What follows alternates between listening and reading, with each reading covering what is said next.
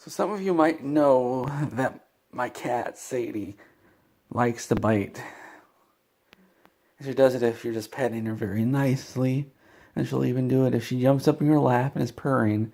And we're just petting behind her ears like this. And then she goes, Arr! Well, I decided I was going to show her what it's like to be bitten. So one time she bit me, and I bit her right back. She went, ah. And so I went, ah. And she didn't even notice, and all I got was a mouthful of fur. And that day I learned that you cannot bite a cat to teach it not to bite, because you'll just get your mouth full of fur. And after I did that, Sadie looked at me and then she said, I don't think she did it because I bit her. She just always does her bites and hisses in pairs. She never just hisses and she never just bites. It's both. Sometimes she'll open up her mouth to go, but she forgets to do it. So she'll just go like that. Other times she hisses, but she forgets to bite. She'll go, and then she'll go. And she just forgets to bite you. I was thinking of other ways to teach her not to bite. It'd be like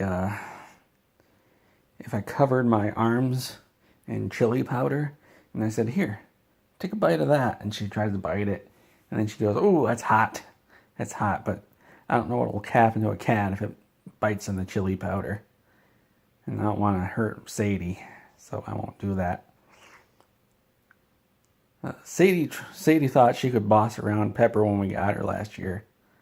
Because she bossed around Mr. Kitty and Miss Kitty. And the first time Miss Sadie tried to boss around Pepper, it was Pepper was eating some food, and Sadie came over and said, get out of my way. And then Pepper just looked at her. And then Sadie ran off. And she said, no, what? You can't do that. You're supposed to do what I tell you. And so now, Sadie isn't afraid of Pepper, but Sadie won't try anything around Pepper.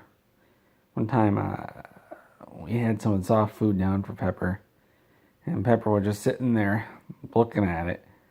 And then Sadie came slinking over like we couldn't see her, and she just sat there staring at it while Pepper was looking down on Sadie. And Sadie kept looking up at Pepper. And then finally, Pepper got her paw up and said, get out of here. And Sadie ran away. So I was thinking maybe I could hit Sadie on the head whenever she bites me. But you can't hit her too hard.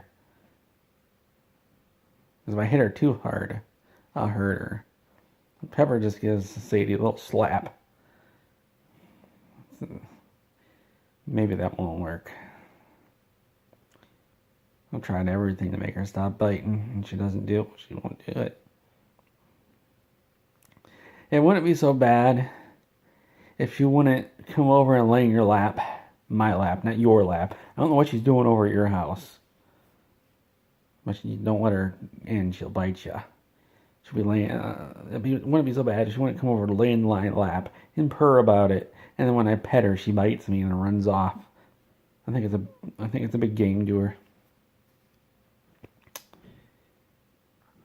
Uh-oh. I've got a kitty at the door. It's Pepper, not Sadie. You guys probably can't hear her. She's banging on the door. Sadie used to bang on my door. She'd wake me up in the mornings. Make sure I get up. She doesn't do that anymore. Probably because I bit her. I guess she pretended that she didn't notice I bit her. But she remembers I bit her or tried to bite her. So I guess the moral of the story is don't bite your cat. Nothing good will come of it. So, if you'd like to hear any more cat stories, give me a thumbs up. And if you don't want to hear any more cat stories, give me a thumbs up. Thanks.